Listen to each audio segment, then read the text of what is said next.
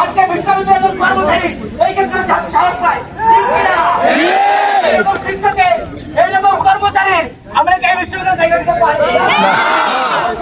স্বাভাবিক শিক্ষার্থী হিসেবে বিবেকের থেকে আমরা দায়বদ্ধ না আমরা জায়গা দিব দর্শকের ঠিকানা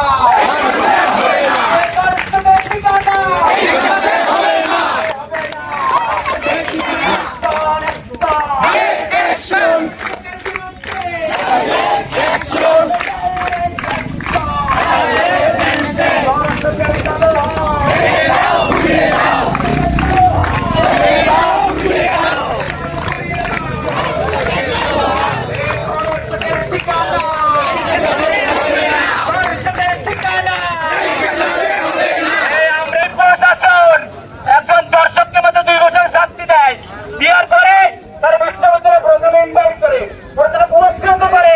আমরা কি এই ধরনের লেজুবিটি ক্ষেত্রে দেখবো না? আমরা কি সুস্থ বিচার চাই? এই বিচার প্রথম নিশ্চিত নয়, আমরা কি রাজপথ ছাড়বো?